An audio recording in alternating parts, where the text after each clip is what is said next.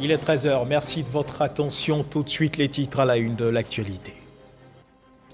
Le 8 mars, c'était hier, le monde entier célébrait la journée internationale des droits de la femme à New York, au siège des Nations Unies. Les ministres en charge des questions du genre et autres associations de la société civile se sont réunis sur initiative de l'ONU dans le cadre de cette célébration. À suivre dans ce journal les précisions de notre reporter Mamadou Kouassi.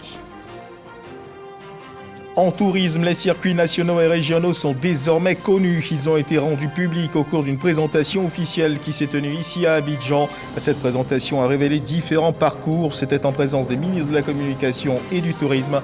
On en parle dans cette édition.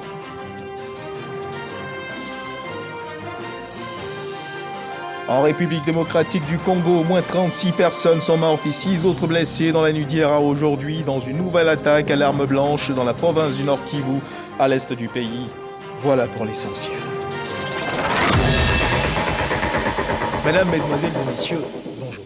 Honneur a été rendu aux femmes hier, mercredi 8 mars, dans le monde entier, à la faveur de la célébration de la Journée internationale des droits de la femme. Dans le cadre de cette célébration, les ministres en charge des questions du genre et autres associations de la société civile se sont réunis aux Nations Unies à New York sur initiative de l'ONU, une édition axée sur le digital. Mamadou Kouassi.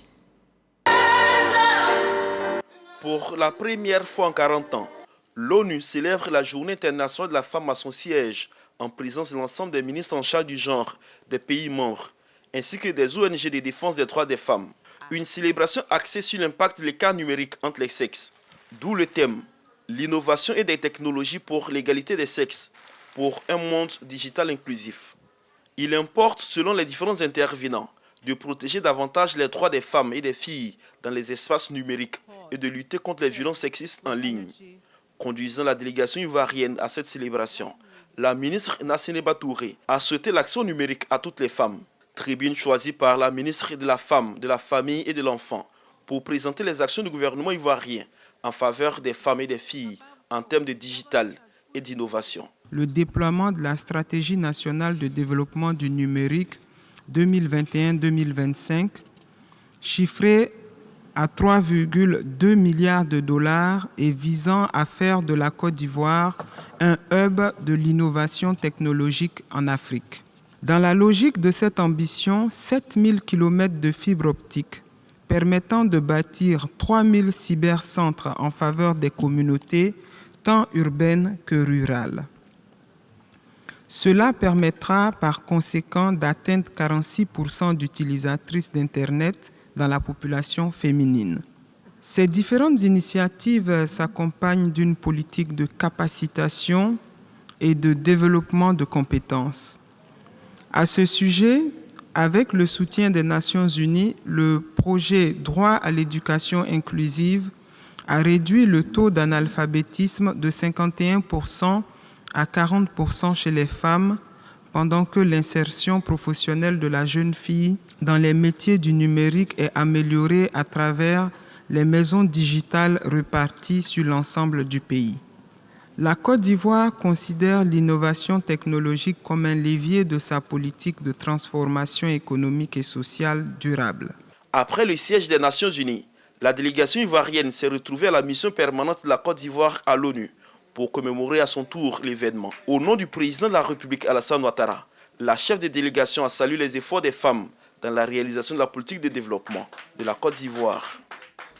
Mamadou Kouassi, envoyé spécial de la RTI à New York aux États-Unis pour marquer cette célébration de la Journée internationale des droits de la femme. Ici, en Côte d'Ivoire, la police nationale a honoré 350 éléments de son personnel féminin, certaines à la retraite et d'autres encore en activité. Des femmes qui se sont fort bien illustrées dans la bonne conduite d'opérations de police qui auront permis d'aboutir à d'importantes saisies ces dernières années. C'était en présence du ministre de l'Intérieur et de la Sécurité, Vagonto Diomandé. Walter Amadou Ouattara. Être femme fonctionnaire de police devient de plus en plus une réalité en Côte d'Ivoire. Agent moto ou élément de l'unité de régulation de la circulation routière ou encore officiers, elles n'ont rien à envier à leurs collègues hommes.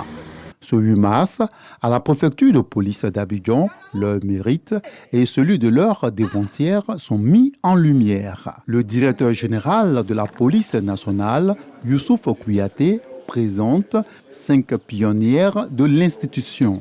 Elles se sentent très honorées et ne manquent pas de souligner les avancées en ce qui concerne la promotion de la femme au sein de la police nationale. Notre reconnaissance à M. le ministre de l'Intérieur et de la Sécurité, le général de corps d'armée, Diomandé Bagondo, qui pour nous est un allié pour l'amélioration et l'affirmation de nos droits et de nos vertus. J'ai 36 ans de police, je suis rentré à 18 ans, j'ai commencé sous-officier, c'est-à-dire 1V. Aujourd'hui, je suis commissaire. J'ai dit à mes filles là qu'on peut arriver. Elles peuvent arriver si elles veulent. Et elles n'ont qu'à tout faire pour arriver où je suis aujourd'hui. À l'occasion de la commémoration de la Journée internationale des droits de la femme, le ministre de l'Intérieur et de la Sécurité trouve des justes mots afin d'encourager ces femmes fonctionnaires de police. Je me tiendrai, conformément aux instructions du président de la République, à vos côtés pour tout ce qui pourra permettre de vous rendre encore plus efficace. Vous incarnez l'image que nous voulons inculquer à notre police nationale. L'image de la police qui sera complice des populations. Et en retour, qui a toute la confiance des populations. Qui mieux qu'une femme peut initier cette confiance? Vous êtes à l'honneur et vous serez toujours à l'honneur. Aujourd'hui, elles sont au nombre de 3000, ce qui représente 13% de présence féminine au sein de la police nationale. L'objectif visé est de 30%. Des femmes à l'honneur, des femmes qui ont été d'ailleurs invitées à s'approprier l'outil digital afin de booster leur autonomisation. L'initiative est du comité femmes de la FESACSI-CG. Elle a consisté en une conférence à laquelle étaient invitées les femmes, conférence qui a porté sur l'innovation et la technologie pour l'égalité des sexes. Généreuse Quadio, Didier Nguessan nous en parle. Les femmes membres de la Fédération des syndicats autonomes de Côte d'Ivoire, Confédération générale, FESACI-CG, sont instruites sur les avantages à utiliser les nouvelles technologies de l'information et de la communication au quotidien. Un usage à bon escient. Le président de la fédération a invité les femmes de son organisation à se former pour mener le combat de leur liberté. Et j'invite toutes les femmes à se former. N'attendez pas que quelqu'un vienne vous dire « Viens, on va te former ». Il faut vous-même décider de vous former. Cela est très important. Maltide Nyagne, présidente du comité des femmes de la FESACI-CG, a invité les dames à s'approprier le numérique pour une vie plus épanouie. La technologie a du bon parce que quand on réussit à se rassembler comme on l'a fait aujourd'hui, notre voix va au-delà de ce qu'on peut espérer. Aujourd'hui, nous avons les médias. Là, pendant que je parle, il y a de la lumière qui m'éclaire. Ce sont les médias. Et ils vont se faire fort de porter notre voix au-delà de ce qu'on pourrait espérer. Plusieurs femmes leaders ont été distinguées. Et dans la dynamique de cette célébration a eu lieu la 3e édition du brunch des femmes dynamiques, un moment de convivialité, de partage d'expériences en vue de travailler à valoriser le rôle de la femme dans la société. Il s'agit également de mettre en exergue la contribution des femmes dans la gestion des défis du moment. Reportage. L'objectif est de célébrer le dynamisme et les avancées des femmes en matière de promotion des droits de la femme, mais également de partager et valoriser leur pleine participation dans le développement de notre pays. Il y a beaucoup d'avancées, il y a même des lois qui ont été votées en faveur des femmes. Par exemple, pour les femmes qui sont mariées de façon précoce, il y a des lois qui punissent ce genre de comportement. L'engouement et la mobilisation des femmes autour de la question du digital au cours de ces dernières années est une opportunité pour les femmes d'innover pour impacter harmonieusement leur existence dans la vie socio-professionnelle. Et ce digital-là aujourd'hui peut apporter beaucoup de choses aux femmes de tous les horizons. La jeune dame qui vend, qui a sa petite boutique à partir du digital, peut développer son activité. Cette énième commémoration est l'occasion de renforcer l'autonomisation des femmes en montrant l'impact de l'écart entre les sexes dans le numérique sur l'élargissement des inégalités économiques et sociales, la nécessité de protéger les droits des femmes et des filles dans les espaces numériques et de s'attaquer à la violence basée sur le genre. Par ailleurs, plusieurs activités ont meublé cette cérémonie du 8 mars, notamment des panels et des échanges. Un reportage signé Patricia Moetia, direction à présent la région de la Nawa, où les femmes, pour marquer l'événement, ont enfilé leur tenue de sport. Une procession à travers la ville de Soubré, suivie d'un match de football. Les femmes de la Nawa, en général, et du milieu rural en particulier, demandent davantage de droits, notamment la propriété foncière, afin de mener à bien leur projet agricole. Didier Nguessan. Elles sont mères, mariées, célibataires, élèves, commerçantes ou de professions libérales. Ces femmes de toutes les couches sociales de la région de la Nawa sont mobilisées. Parties de la place de l'indépendance de Miyagi, elles ont sillonné les artères principales de la ville pour célébrer la journée internationale des droits de la femme. À partir d'aujourd'hui, nous connaissons notre place. Nous savons que vraiment, nous sommes autonomes. Et que vraiment la femme est honorée pour la journée d'aujourd'hui. Nous voulons aussi être devant dans les bureaux. Nous voulons être président. Pourquoi pas présidente? Il y a ministre femme. Pourquoi pas présidente femme? Les femmes de Gueyo, Soubré, Meyagi et Buyo revendiquent le droit à l'éducation, à la santé, à la propriété foncière et à l'héritage, mais aussi le droit de dire non à toute forme de violation de ces droits. Les barrières de l'égalité homme-femme restent encore nombreuses, mais elles sont désormais franchissables par la volonté commune des concernés, mais aussi des hommes. À notre chère maman, la première dame, que nous remercions très sincèrement pour les femmes FAPSI. Mais nous voudrions à Meyagi ici qu'elle double la cagnotte. Des remerciements à notre maman, la première dame de la République de la Côte d'Ivoire, Dominique Ouattara. Elle a permis aux femmes de bénéficier du FAPSI, grâce auquel les femmes ont pu se réaliser et aujourd'hui sont autonomes économiquement. Et il y a encore beaucoup de choses qu'elle fait pour les femmes. En milieu rural, les inégalités hommes-femmes sont encore une réalité au regard des pesanteurs culturelles. Voilà une célébration qui a eu lieu dans la ville de Meyagi. Les femmes de la région des Grands Ponts ne sont pas restées en marge de cette célébration de la Journée internationale des droits de la femme. Sur initiative du ministère de la Femme, de la Famille et de l'Enfant, elles ont donné de la voix à l'occasion de cette célébration. Le point de cette journée de célébration dans les Grands Ponts avec Amidi Rassouba et Jean-Marc Djadji. C'est dans la ferveur que les femmes de la région des Grands Ponts à Dabou célèbrent la Journée internationale des droits de la femme. Il est question pour elles de faire un bilan et trouver des solutions pour leur autonomisation. Au menu de cette célébration, sketch, ballets et conférences sur la thématique de cette journée. L'initiative est de la direction régionale du ministère de la Femme, de la Famille et de l'Enfant. La GIF est considérée aujourd'hui comme une journée de rassemblement à travers le monde afin de porter des réflexions sur la lutte pour les droits des femmes et pour la réduction des inégalités par rapport aux hommes. C'est dans ce cadre que Madame la ministre de la Femme, de la Famille et de l'Enfant, Madame Nasseneba Touré, se trouve en ce moment aux États-Unis pour mener des réflexions avec ses pairs. L'objectif de cette journée est de promouvoir les droits des femmes, mais aussi de se parer du magnifique pain confectionné à cet effet, de danser au son des plus belles mélodies, sans oublier de faire un bilan avancé acquis en faveur des femmes et à s'engager davantage dans cette lutte pour la réduction, voire l'éradication des inégalités du genre et pour l'autonomisation de la femme. Emmanuel Issis, parrain de cette journée, les a exhortés à l'union en vue de leur insertion professionnelle et leur contribution au développement du pays. Les femmes constituent aujourd'hui un maillon incontournable de toutes les approches du département du développement durable de notre nation.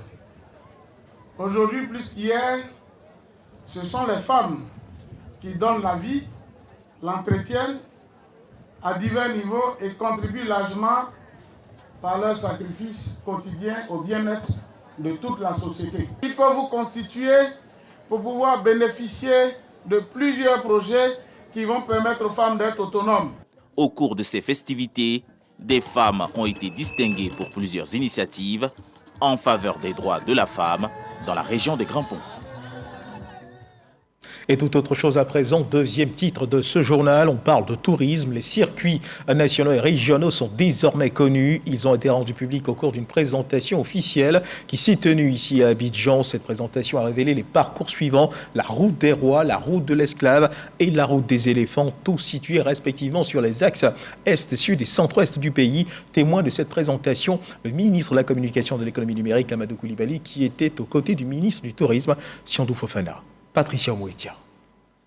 La route des rois, la route des esclaves et la route des éléphants constituent respectivement les trois grandes articulations des circuits touristiques nationaux et régionaux. L'ambition stratégique est de développer des circuits touristiques autour de ces trois axes et d'en faire des pôles d'attraction pour la découverte des trésors culturels, des lieux de mémoire et des endroits de loisirs. La mise en œuvre de ces recommandations a permis de diligenter des enquêtes de terrain. De collecter certaines informations afin de confirmer ou d'infirmer certaines réalités. Et c'est la somme de tout ça qui permet aujourd'hui de mettre à disposition ces 7 circuits touristiques. Toujours selon le ministre du Tourisme, ces circuits touristiques qui représentent des atouts touristiques pour la Côte d'Ivoire doivent être mieux exploités pendant la Coupe d'Afrique des Nations, dont la Côte d'Ivoire est le pays organisateur. L'on se rend bien compte que le tourisme produit 10% de l'employabilité au niveau mondial, et c'est un véritable acteur de l'employabilité au niveau de la jeunesse, et 10% de la richesse mondiale est générée à partir de notre secteur, et il faut bien que nous nous appuyions sur les leviers pour aider M. le ministre à remplir toute sa charge. Sublime Côte d'Ivoire, dont il est question, est un ambitieux programme d'un coût global de 3 200 milliards de francs CFA et vise à développer le tourisme de notre pays, la Côte d'Ivoire. Dans le cadre de la solidarité gouvernementale, les ministres Françoise Remarque de la Culture et de la Francophonie et Mamadou Touré de la Promotion de la Jeunesse, de l'Insertion professionnelle et du Service civique étaient présents dans la promotion de ce vaste projet inscrit dans le programme Sublime Côte d'Ivoire, une politique de l'État de Côte d'Ivoire. À suivre à présent l'évolution de la Covid-19 en Côte d'Ivoire.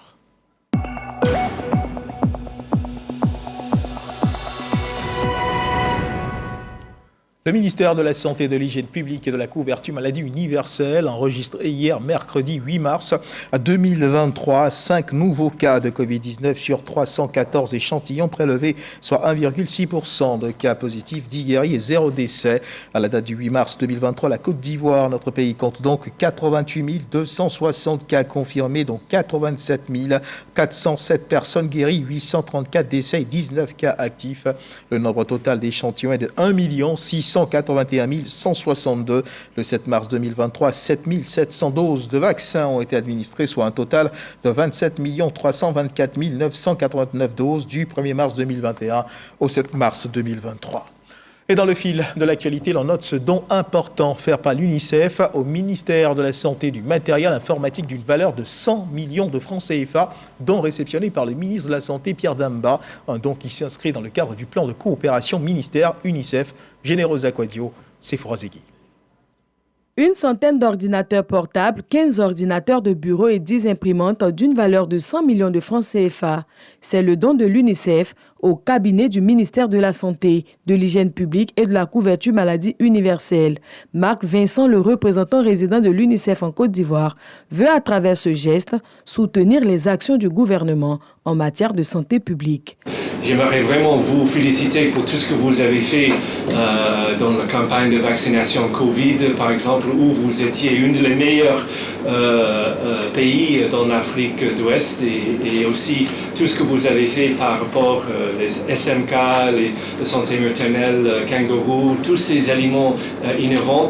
Et c'est vraiment un plaisir pour moi d'avoir l'équipe aussi autour de moi qui s'occupe avec ces thèmes. Pierre Demba, le ministre de la Santé, traduit sa reconnaissance et sa gratitude à l'organisme international pour cet important don qui va faciliter le travail sur le terrain des agents de son ministère. Je voudrais vraiment souligner la qualité de la coopération entre l'UNICEF et le ministère de la Santé, de l'Hygiène publique et de la couverture maladie universelle, qui est une coopération qui est fructueuse. Elle est constante, mais elle est fructueuse et elle s'étend de jour en jour, avec vraiment des résultats très importants. Je voudrais vraiment souligner le rôle important que vous avez pu jouer dès mon arrivée pour nous accompagner dans la lutte contre la Covid. Je pense que les résultats que nous avons réalisés en si peu de temps sont remarquables et je voudrais vraiment vous féliciter. Le soutien de l'UNICEF au ministère de la Santé, de l'Hygiène publique et de la couverture maladie universelle s'élève à 33 milliards de francs CFA. Ce don en matériel informatique de 100 millions de francs CFA en est la première tranche. Il s'inscrit dans le cadre du plan de coopération ministère de la Santé, UNICEF. À Yamoussoukro, dans le centre du pays, le ministre des Transports, Amadou Koné, a procédé au lancement de la deuxième semaine de la sécurité routière. Occasion pour le ministre des Transports d'appeler une fois encore les usagers au respect du code de la route. Kader Sogodo. Le ministre des Transports, Amadou Koné, est face aux 31 préfets de région du pays. Une rencontre d'échange relative à la stratégie nationale de sécurité routière mise en place par le gouvernement couvrant la période 2021-2025. De 2020 à 2022, les accidents de la route ont fait environ 4 500 morts, plus de 20 000 blessés. L'État de Côte d'Ivoire aura décaissé plus de 200 milliards de francs CFA pour la prise en charge des blessés. Dans sa volonté de reprendre les choses en main, le gouvernement a arrêté des mesures à travers le ministère des Transports. L'instauration du permis à points pour le respect strict du code de la route. Tout le mécanisme est expliqué au corps préfectoral. Ce dispositif va permettre donc le contrôle du transport, d'avoir un observatoire de l'accidentalité, de déployer à terme sur l'espace du projet 200 caméras radars, d'avoir un système d'information des usagers clients de la route, de moderniser la signalisation, d'avoir une intégration avec les points de péage. Assignation des véhicules administratifs à des chauffeurs. Tout est prévu. Au nombre des réformes, à l'arrivée de nouvelles plaques d'immatriculation dès la fin de ce premier trimestre 2023. La confection se fera dans les chefs-lieux de district. Ils devront comporter 2 lettres, 3 chiffres et 2 lettres. Ce sont des numéros uniques pour l'ensemble du territoire national. Notre objectif est que partout où les usagers se trouvent, qu'ils puissent immatriculer donc leur véhicule dans les 24 heures dès lors qu'ils reçoivent les cartes grises. Les préfets de région se disent prêts à accompagner ce vent nouveau qui souffle sur la Côte d'Ivoire. Était présent durant les échanges le ministre de la Communication et de l'Économie numérique, Amadou Koulibaly, porte-parole du gouvernement. Cette rencontre marque également le lancement officiel de la deuxième semaine nationale de sécurité routière qui court jusqu'au 10 mars 2023. Et justement, dans le temps de cette deuxième semaine de la sécurité routière, le port autonome de San Pedro sensibilise ses conducteurs de gros camions, des conducteurs invités à respecter le code de la route, à éviter les dépassements inutiles et autres prises de risques au volant. Objectif 0 accident et pas de perte en vie humaine. On fait le point avec Sam Conan, notre correspondant permanent dans le Bas-Sassandra. Semaine de la sécurité routière pour le mois de mars dans la deuxième ville économique du pays. Une semaine marquée par la sensibilisation des conducteurs de gros camions. Une initiative du port autonome à travers le terminal industriel polyvalent qui accueille par jour une centaine de véhicules transportant le nickel. Un constat qui est parti du fait que tous ces véhicules qui arrivent sur notre site ne viennent pas dans des conditions idoines de sécurité et de respect du code de la route. C'est un impact pour nous quand nous perdons peut-être 2 ou 3 camions pour des raisons de mauvaises manœuvres. Nous perdons par camion, c'est 50 tonnes. Du coup, nous voulons engager tout le monde, tous ces acteurs-là, à respecter le code de la route pour que notre business puisse se passer dans des conditions idoines. Occasion pour la direction régionale des transports d'expliquer le permis à point et de sensibiliser davantage les conducteurs du premier port exportateur de cacao au monde. Ce matin, nous sommes venus au TISP, terminal industriel polyvalent, dans le cadre de nos activités, c'est-à-dire que de la sensibilisation à la sécurité routière, y compris aussi le permis à point. C'est pour que les chauffeurs, les conducteurs puissent respecter le code de la route. Si vous respectez le code de la route, vous n'aurez pas de points à moins. Vous aurez toujours vos 12 points. Le port autonome de San Pedro accorde un grand intérêt au trafic et à la sécurité de ses produits. 2 millions de tonnes, 3 millions de tonnes mobilisent beaucoup de moyens logistiques. Donc implication des transporteurs et du matériel. Le permis à point, évidemment, renforce les actions de sensibilisation pour réduire, in fine, les accidents. La sensibilisation des automobilistes dans les gares routières et sur les routes se poursuit tout au long de cette semaine de la sécurité routière. Un reportage signé Sam Conan. Les jeunes de Pricro dans la région de Lifou ont décidé de s'approprier la vision émise par le chef de l'État de faire de 2023 l'année de la jeunesse. Engagement affirmé au terme d'états généraux de la jeunesse organisés dans leur région en vue de cerner les problèmes auxquels ils sont confrontés et dégager des solutions pour résoudre ces problèmes. Les précisions de Léon Brou. Voici les conclusions de 2 jours de réflexion des jeunes de Pricro. Ce livre blanc, remis au préfet du département et au parrain des états généraux de la jeunesse, est le fruit du diagnostic de 5 problématiques touchant aux jeunes. Culture, incivisme, engagement citoyen, paix et entrepreneuriat. Ce document, donc un condensé d'initiatives et de propositions relatives à ces 5 questions prioritaires. Nous avons compris que la jeunesse même a sa responsabilité. Il faut aussi que nous posons des actions fortes qui vont encourager les cadres, encourager l'État à mieux nous donner. Et c'est ce que nous avons fait dans ce cas de donner et de recevoir. En remettant ce livre blanc au corps préfectoral et à leurs parrains, les jeunes de Pricro disent saisir l'année de la jeunesse décrétée par le président Alassane Ouattara et plaident pour l'appui de l'État et des cadres en vue de leur insertion socio-professionnelle. Une démarche saluée par leurs interlocuteurs et le Conseil national des jeunes de Côte d'Ivoire. Je voudrais, au nom du président, traduire toute notre gratitude au président de la République qui a bien voulu consacrer cette année à la jeunesse ivoirienne. Les jeunes de Pricro ont compris cela et je voudrais vraiment les encourager à mettre tout en œuvre pour que les 5 axes qui viennent de développer soient véritablement pris en compte dans les actions. Ils ne peuvent compter que sur eux-mêmes.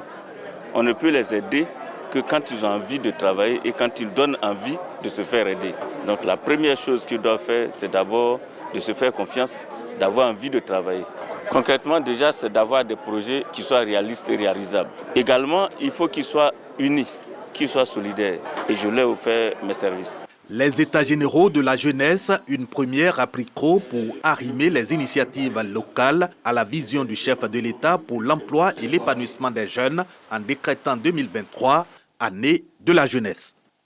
Et puis, madame, monsieur, vous le savez, la Côte d'Ivoire est engagée dans la reconstitution de son tissu social, fragilisé par 2 décennies de crise sociopolitique et militaire. Le gouvernement soucieux d'une Côte d'Ivoire unie et solidaire a placé la restauration, la consolidation de la cohésion sociale au rang de ses priorités. C'est dans ce cadre que des opérations d'exhumation et d'identification de personnes qui sont décédées au cours de la crise post-électorale et qui auraient été inhumées dans des fosses communes, dans des cimetières clandestins, dans des espaces publics et autres lieux sur le territoire national ont été lancées en 2013. Après des années d'enquête, le gouvernement a instruit le ministère de la Solidarité de procéder à la restitution des corps aux familles. Ce qu'il faut également retenir, c'est que cette cérémonie de remise des corps exhumés s'est déroulée dans les villes de Guiglo, Bleu-le-Quin et Tous-les-Pleux dans la région du Cavaly, en présence du ministre de la Réconciliation, comme vous pouvez le voir sur ces images. Et sur 112 victimes exhumées, 47 ont été identifiées et remises à leur famille avec un accompagnement de l'État à hauteur de 1 500 000, soit à 500 000 pour les obsèques et 1 million à titre d'indemnisation par famille de victimes identifiées. Nous y reviendrons assurément dans nos prochaines éditions. On parle à présent de religion. Des prières ont été dites au temple de l'église méthodiste unie de Trècheville pour que règne la paix en Côte d'Ivoire, un culte d'action de grâce pour les autorités ivoiriennes. Hommage a été également rendu aux pionniers de ce temple qui a plus de 70 ans d'existence. Les premiers choristes de ce temple ont été honorés via leur famille. Éric Goré. Un culte de reconnaissance à Dieu et d'action de grâce en faveur de la chorale liturgique du premier temple cosmopolite de l'église méthodiste unie de Côte d'Ivoire, située dans la commune de Trècheville. Fidèles chrétiens, pionniers et pionnières de ce temple se sont donné rendez-vous avec la chorale qui a tenu en haleine les fidèles chrétiens pendant plus de 70 ans. C'est aussi un moment de reconnaissance aux premiers choristes qui ont contribué à leur façon à raffermir la foi des fidèles chrétiens. Son Excellence Victor Akessé, consul de la Côte d'Ivoire au Niger, est le parrain de cette cérémonie. Il n'a pas manqué de demander aux pasteurs et aux fidèles chrétiens de remercier Dieu pour tous ces miracles. Le culte a été animé par le pasteur Judicaël Koudou et le prédicateur Silvio Attiori, qui ont invité les fidèles chrétiens à la tolérance et à la paix. C'est le 7 août 1949 que le temple de l'église méthodiste unie, paroisse de Trècheville, a été construit. Un reportage d'Éric Goré dans l'actualité internationale en République démocratique du Congo. Au moins 36 personnes et 6 autres ont été blessés et sont mortes dans la nuit d'hier à mercredi à aujourd'hui jeudi dans une nouvelle attaque à l'arme blanche dans la province du Nord Kivu à l'est du pays. Une attaque qui a été attribuée aux groupes armés des forces démocratiques alliées qui s'est produite dans le village de Mukondi à une trentaine de kilomètres au sud de la ville de Beni. Les AFD sont un groupe armé islamiste ougandais, un groupe qui a prêté allégeance à l'organisation de l'État islamique en 2019. Voilà qui marque la fin de cette édition. Merci de nous avoir suivis. Agréable début d'après-midi. Dieu garde la Côte d'Ivoire.